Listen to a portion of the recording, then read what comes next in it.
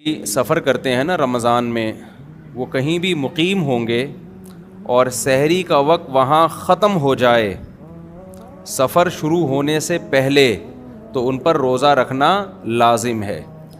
یہ مسئلہ خوب سن لیں، پھر میں آگے شروع کرتا ہوں، کیونکہ بہت زیادہ سوال پوچھا جا رہا ہے۔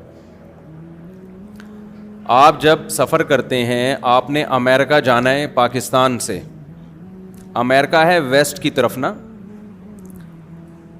تو ابھی آپ ایئرپورٹ چلے گئے رمضان میں، ابھی آپ مسافر نہیں بنے، ایئرپورٹ پہ جب تک بیٹھے رہیں گے آپ مقیم ہی ہوں گے، حتیٰ کہ آپ جہاز میں بیٹھ گئے، ابھی جہاز ہوائی اڈے پر ہے، اڑا نہیں ہے، یہاں تک کہ جہاز چلنا شروع ہو گیا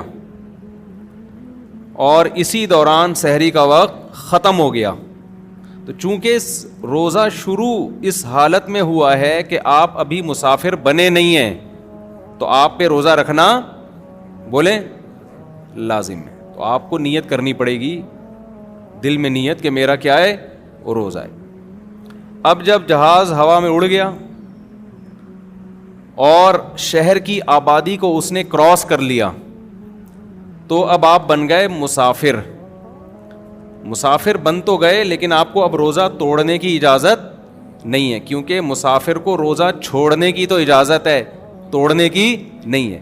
جب چھوڑنے کا ٹائم تھا تو مسافر بنے نہیں تھے، اور جب مسافر بنے ہیں تو روزہ شروع کر چکے ہیں، اسٹارٹ کر چکے ہیں، لہذا اب توڑنے کی اجازت نہیں ہے۔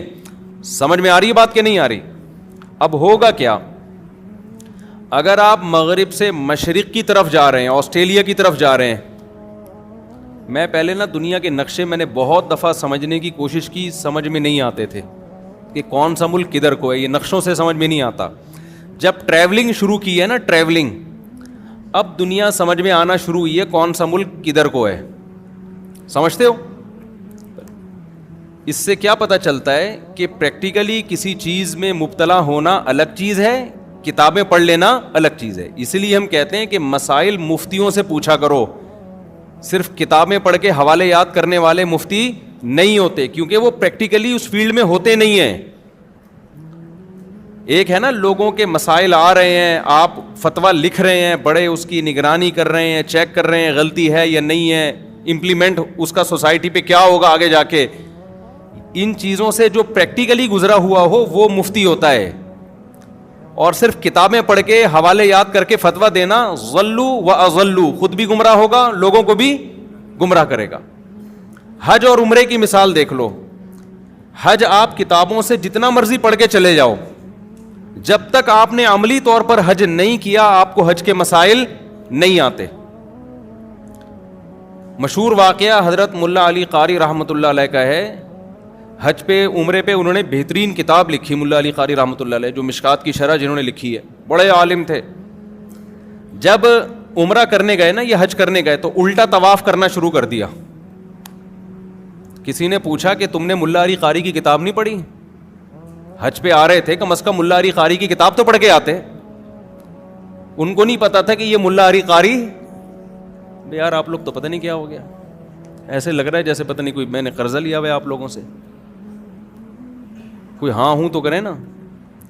تو وہ ان سے کسی نے پوچھا، ابھی اسٹارٹ انجن بھی تو اسٹارٹ ہوتا ہے نا، اتنے دنوں بعد بیان شروع کر رہا ہوں، ایک دم سے ڈائریکٹ تفسیر نہیں آ جائے گی نا، تھوڑا سا انجن اسٹارٹ ہونے میں میں سوچ رہا تھا آج بیان کروں گا کیسے، کیونکہ وہ زلزلے میں اتنے لوگ وہاں، اتنے متاثرین، اتنی ٹھنڈ سرکی میں، پھر وہاں سے مکہ مدینہ میں وہ الگ ماحول ہے، وہ دماغ کا دہی ہو گیا۔ تو ابھی تھوڑا انجن اسٹارٹ ہونے میں کیا لگتا ہے، ٹائم لگتا ہے اس ٹون میں آنے میں، جو رمضان میں تراویح کے بعد کے ایک الگ سے بیانات ہوتے ہیں، وہ خیر میں ابھی شروع کروں گا انشاءاللہ، تو تھوڑا سا یہ سن لیں آپ لوگ جو میں آپ سے کہہ رہا ہوں، کچھ علمی باتیں ہیں۔ کیا کہہ رہا تھا؟ ہاں، تو ملا علی قاری رحمۃ اللہ علیہ سے وہ بندے نے کہا کہ ملا علی قاری کی کتاب پڑھ کے حج کرنے آ جاتے نا، کسی عالم کی کتاب پڑھ کے مسائل تو سیکھ لیتے۔ اس کو نہیں پتا تھا یہ بیچارے خود کیا ہیں، یہ کتاب کا مصنف الٹا طواف کر رہا ہے۔ تو پریکٹیکلی کسی چیز میں جب آپ مبتلا ہوتے ہیں، اس کا تجربہ ہوتا ہے، وہ بالکل الگ ہوتا ہے، اور کتاب پڑھ لینا بالکل ایک، کتاب بھی ضروری ہے لیکن عملی طور پر۔ میں بھی عمرہ کرنے گیا، میں الحمدللہ اللہ نے بہت دفعہ عمرے کی توفیق دی ہے، مجھے یاد نہیں کتنے عمرے کیے،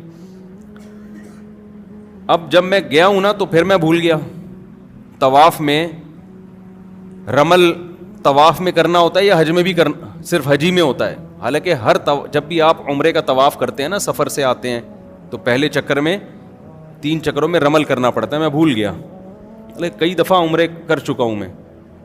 اب میں پریشان کہ یار وہ بھول گیا. پھر اجتباء 3 چکروں میں کرنا ہے یا 7واں چکر میں, وہ نہیں جو دائیں کندھا خالی رکھتے. پھر میں نے تحقیق کی دوبارہ. اب کوئی مجھے دیکھ رہا تھا, کہتا ہے یار اس مولوی کو دیکھو, اتنی دفعہ عمرے کر چکا ہے اور اب کیا کر رہا ہے, دوبارہ عمرے کے مسائل سیکھ رہا ہے.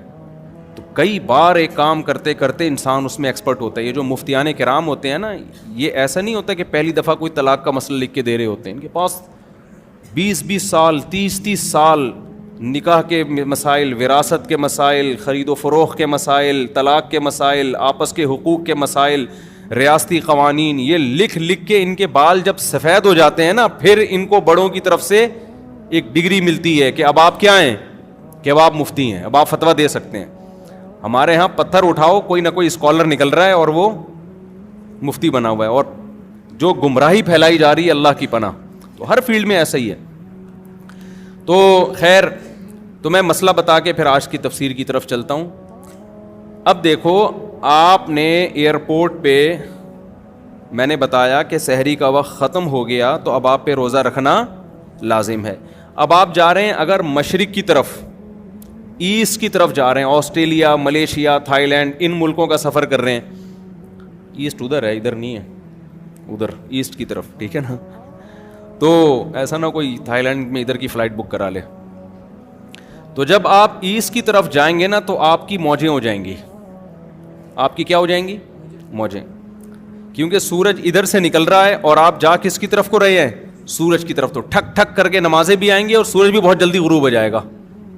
تو آپ کا روزہ بڑے مزے سے گزر جائے گا. لیکن اگر آپ کو کسی کی خدا نہ خواستہ کوئی لگ گئی ہے, کسی کی کوئی قرضہ ورزہ لیا ہوا تھا آپ نے, کسی نے کوئی دے نہیں رہے آپ, اس نے شاید رات کی تنہائیوں میں اٹھ کے کچھ آپ کے لیے مانگ لیا اللہ سے, تو پھر آپ کی فلائٹ ہوگی مغرب کی طرف, ٹھیک ہے. جہاں جہاں آپ جا رہے ہیں سورج بھی وہیں جا رہا ہے, تو سورج غروب نہیں ہوتا,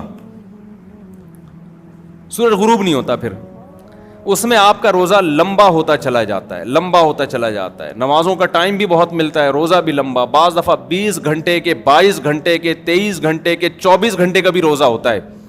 تو ایسی صورت میں وہ روزہ آپ کو رکھنا, بولو, پڑے گا. سمجھتے ہیں کہ نہیں سمجھتے؟ وہ توڑنے کی اجازت, ہاں توڑ دیا تو کفارہ نہیں ہے, اس میں توڑ دیا تو کفارہ نہیں ہے, گناہ بھی ہوگا, قضا بھی رکھنی پڑے گی, لیکن کفارہ اس لیے نہیں ہے کہ سفر ہے نا, تو کفارے کے لیے تو کوئی بھی ذرا سا شبہ بھی ہو کفارہ ساقط ہو جاتا ہے. تو توڑنا جائز نہیں ہے. ہاں 2 صورتوں میں توڑنا جائز ہے, موت کا خطرہ ہو جائے یا بیمار ہونے کا. بول لو نا کیا ہو گیا, جملہ کمپلیٹ کر لیں. موت کا خطرہ ہو جائے یا بیمار ہونے کا. بیمار ہونے کا مطلب یہ کہ کوئی پین, تکلیف, جیسے خالی پیٹ ہونے کی وجہ سے پیٹ میں پین شروع ہو گیا, درد شروع ہو گیا, یہ بھی ایک بیماری ہے. شوگر لیول اتنا ڈاؤن ہو گیا کہ شوگر کے پیشنٹ کے ساتھ تو بڑے مسائل ہوتے ہیں, چکر آنا شروع ہو گئے, یہ بھی بیماری ہے. خدا نخواستہ بے ہوش ہونے کا خطرہ ہو گیا, تو یہ بھی کیا ہے؟ بیماری ہے. پھر رہ یہ گیا کہ بھوک اور پیاس برداشت نہیں ہو رہی, یہ بیماری نہیں ہے, یہ تو کسی بھی برداشت نہیں ہوتی, تبھی تو ہم کھاتے ہیں کہ بھوک برداشت نہیں ہوتی. تو بھوک اور پیاس جتنی بھی لگے روزے کی حالت میں, اس کو برداشت کرنا آپ پر لازم ہے. اس بھوک اور پیاس کی شدت کی وجہ سے روزہ توڑنے کی اجازت نہیں ہے. ہاں بیمار ہونے کی, پیٹ میں درد ہو رہا ہے, السر کے پیشنٹ کو بہت زیادہ پین شروع ہو جاتا ہے بھوکا رہنے سے, یا شوگر لیول ڈاؤن ہونا شروع ہو گیا, بے ہوشی کا خطرہ ہے, اس طرح کے جو خطرات ہوں گے, بیمار ہونے کا خطرہ جسے کہتے ہیں, بلڈ پریشر اتنا زیادہ لو ہو گیا کہ ڈاکٹر نے کہا 2 انڈے اس نے نہیں کھائے اگر, تو بعض دفعہ بلڈ پریشر لو ہوتا ہے نا, نمک کھانا پڑتا ہے فوراً, یا انڈے منڈے پھوڑنے پڑتے ہیں, یا کوئی ORS وغیرہ پینا پڑتا ہے, تو بی پی لو ہوگا نا, یہ بھی ایک بیماری ہے. تو بیماری میں توڑ سکتا ہے, بھوک کی شدت یا پیاس کی شدت کی وجہ سے نہیں توڑ سکتا, کیونکہ روزہ نام ہے بھوک اور پیاس کے برداشت, بولو, کرنے کا. خوب سمجھ لو. بعض دفعہ ایسا بھی ہوتا ہے کہ آپ سحری میں پانی پینا بھول گئے اور پتہ چلا سحری کا وقت ختم ہو گیا, اوبے یار پانی تو پیا ہی نہیں, اوئے ہوئے ہوئے, ایسا ہوتا ہے. کوئی بات نہیں, اب گیا, ٹھیک ہے نا, یہ کوئی شرعی عذر نہیں ہے. اور کھایا بھی دیسی گھی تھا آپ نے, دیسی گھی سحری میں کھاؤ گے فوراً پیاس لگنا شروع ہو جاتی, تو اب جو بھی ہونا تھا وہ کیا ہو گیا, ہو گیا. اب پیاس بہت لگے گی, سارا دن کیسے گزاروں گا, اف ٹینشن میں, او بھائی اس کی بیس پہ آپ کو روزہ توڑنے کی اجازت بولو نہیں ہے. سحری میں آنکھ ہی نہیں کھلی. ہمارا ترکی میں کیا حال ہوا, آنسو نکلتے نکلتے رہ گئے, کیونکہ ترکی میں ایک تو شہر ہے استنبول, استنبول میں تو بڑے بڑے ہوٹل ہیں, وہاں آپ جاؤ ترکوں کی ڈشیں, گوشت ملتا ہے آپ کو کھانے میں, کچھ کسی حد تک روٹی بھی مل جاتی ہے, اگرچہ یہ والی روٹیاں نہیں, لیکن بہرحال روٹی ٹائپ کی چیزیں ہوتی ہیں, گزارا ہو جاتا ہے. لیکن ہم ترکی میں گئے تھے شام کے بارڈر کی طرف, وہاں ان کا جو کھانا تھا وہ کھانا ہوتا تھا 2 برگر فائبر والے نہیں ہوتے, جس میں فائبر چوکر, یہ جو ہم بکریوں کو کھلاتے ہیں نا, ابے بغیر چھنا آٹا جس کو کہتے ہیں, وہ والا آٹا, اور وہ بھی گول گول پیڑے 2-3, جو بن نہیں ہوتا صبح بیکری سے جو ملتے ہیں بن, ایک تو وہ بن ہوتا ہے نا میدے کا, وہ میدے والا بن نہیں, عام بن, اور زیتون اور آملیٹ, اور اللہ آپ کا بھلا کرے اس ٹائپ کی چیزیں بس سمجھ لیں. ہمیں چاہیے کھانا بھائی, ہمارے پیٹ میں جب روٹی کا بھاری نوالا جب تک نہ گرے ہمیں تسلی نہیں ہوتی. اور پھر چاول بھی ایسے عجیب سے چاول, وہ یہ چاول ہی نہیں ہے جو خوشبودار چاول ہوتے ہیں, عجیب سے, وہ یوں سمجھ بچوں کو ہپا نہیں کھلاتی مائیں, ہپا کھا لو ہپا, وہ والے چاول. اب ہوا یہ کہ ایک دن آدمی کھائے, 2 دن کھائے, 3 دن کھائے, بھائی پیٹ میں آتے پریشان ہو گئی ہیں, اور پھر رمضان شروع ہونے والا ہے, کیسے گزارا ہوگا. اور میرے ساتھ تھے ہمارے ماشاءاللہ پٹھان سوات کے کوہاٹ کے, اس کو تو چاہیے کوئی بھاری بھرکم نوالا, ہمیں بھی ایسے ہی. اب کیا ہو رہا ہے کہ ہم نے 4 بجے وہی کھایا ان کا نا, وہ عجیب سا, بالکل وہ فائبر ہی تھا بس, وہ کولیسٹرول کم کرنے کے علاوہ کوئی کام نہیں کر رہا تھا. وہ 4 بجے کھایا, پھر رات کا کھانا ہم نے کھایا نہیں, ہم نے کہا اب صبح سحری میں ڈٹ کے کھائیں گے.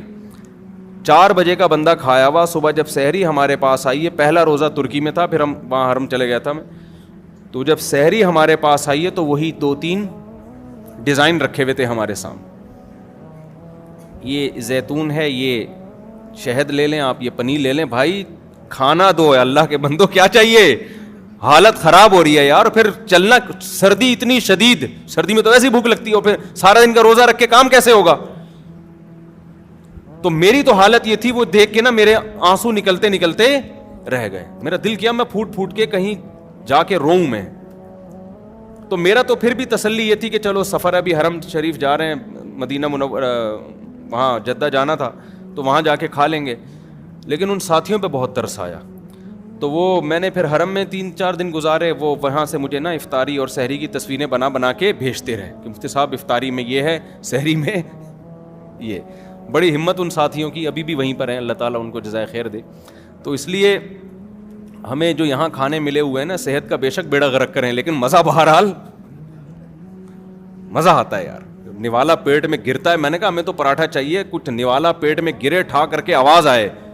یہ جو ہم عجیب سی چیزیں کھا رہے ہیں, چوکر فائبر, منہ میں جا کے غائب ہو جاتا ہے. وہ شہد گرے گا پیٹ میں کیا پتہ چلے گا, شہد بھی اگر ہے تو روٹی سے نا. صحت کی بات نہیں کر رہا, ہو سکتا ہے ڈاکٹر سارے وہاں پہنچ جائیں ترکی کے, یار اتنی اچھی بہترین ہمیں فیڈ مل رہی ہے وہاں پہ, اور بہترین ہمیں خوراک مل رہی ہے, لیکن وہ پیٹ میں نوالا جو ہے نا بڑا مسئلہ ہو رہا تھا, کہاں سے کہاں. تو میں اس پہ کہہ رہا تھا, اب میں وہاں جا کے یہ کہتا کہ یار چونکہ ہمارے مطلب کی سحری نہیں ہے اور رات شام 4 بجے کھانا کھایا ہوا ہے تو ہم روزہ چھوڑ دیں. سفر کی بیس پہ چھوڑنے کی تو اجازت تھی, اس بیس پہ نہیں چھوڑ سکتے کہ ہمیں سحری کیا مل رہی ہے, ہماری مرضی کی نہیں مل رہی. تو آپ کی سحری میں آنکھ کھلے یا نہ کھلے, آپ کو روزہ رکھنا پڑے گا. اللہ نے روزے کی چھوٹ صرف 2 لوگوں کو دی ہے, ایک بیمار لوگوں کو اور ایک مسافر لوگوں کو. یہ اہم مسئلہ تھا, موضوع سے ہٹ کے تھا, لیکن بیان کرنا بہت ضروری تھا, کیونکہ میں دیکھ رہا ہوں لوگوں کو, سوسائٹی کو دیکھ رہا ہوں نا, آنکھ نہیں کھلی تو روزہ چھوڑ دو, پانی پینا بھول گئے تو روزہ چھوڑ دو. بھائی یہ گزارنا پڑے گا آپ کو, اللہ نے آپ کو اجازت نہیں دی ہے, جو مرضی ہو, فرض ہے, رکن ہے اسلام کا, ورنہ آخرت میں طبیعت سے پھینٹی لگے گی. اللہ کے دین میں یاد رکھو لچک نہیں ہے, آسانی بہت ہے, لچک نہیں ہے. جو آسانی اللہ نے دینی تھی وہ دے دی ہے, اپنی طرف سے مزید آسانیاں آپ کو پیدا کرنے کی اجازت نہیں ہے. اکثر لوگ یہ بات کہتے ہیں اللہ غفور الرحیم ہے, اللہ معاف کر دے گا. یہ بہت خطرناک جملہ ہے. آپ خدا کی نافرمانی کر رہے ہو اور یہ کہہ رہے ہو کہ اللہ کیا ہے, غفور الرحیم ہے. یہ بہت, دیکھو اللہ جب گناہ کی بات کرتا ہے نا کہ گناہ مت کرو, تو جہنم